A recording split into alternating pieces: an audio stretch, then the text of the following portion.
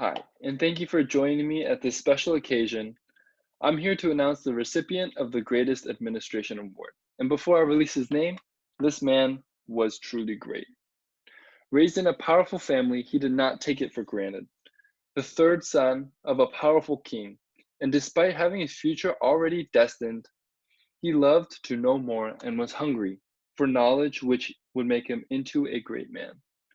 This man is none other than the great King Sejong. Though we may not know him very personally, his reputation precedes him for a lot of people. In the Korean culture, he was a king at the age of 22. He was very supported of his ideologies of Confucianism, which revolutionized the Korean government at that time. And he cared a lot about his people, even to the extent that the first thing he would do is to create the Hall of Worthies. This served as a legislative system full of scholars, cultivating people of all skill traits, regardless of their background. Though meant to serve him, this was used as a gateway to serve his followers. It piqued his interest in science, technology, agriculture, and it acknowledged the people with these skill sets from all over the country. He was also a humanitarian. Though not a democratic regime, he took part in voting on laws, relief funds, and created maternity leave in the mid 1400s. Now, that's pretty crazy if you ask me. Lastly, he was known for his literature, creating books from the knowledge he was able to acquire from his peers. They were combined to make books on farming, medicine, music, science, and lastly, the Korean language, as we know it today. This allowed people to express their thoughts and allowed knowledge to flow regardless of their background or education. Now that I've said a small snapshot of his past, it's his legacy that speaks now.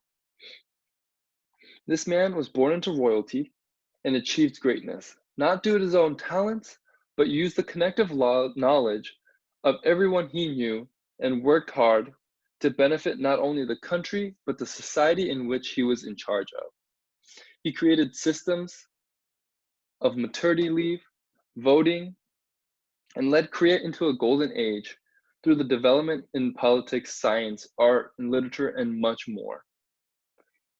This was led by his love for his country and his people. No one said, if the people prosper, he once said, if the people prosper, how can the king not prosper with them? And if the people do not prosper, how may the king prosper without them? If I had to describe his character in one word, it would be caring.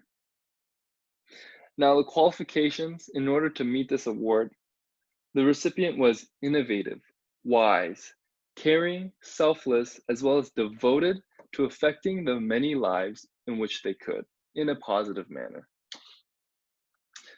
Similar recipients could have been Albert Einstein or Nelson Mandela. Albert Einstein devoted his life to his curiosity and improvement. And look at this, we have light bulbs all around us. Nelson Mandela, who was determined to free those who were disadvantaged by their own race. He even risked his life everywhere he went to free those people around him. Well, regardless, he was an innovative thinker, a wise leader, benevolent monarch, and a hero with a legacy that will never be forgotten. Thank you.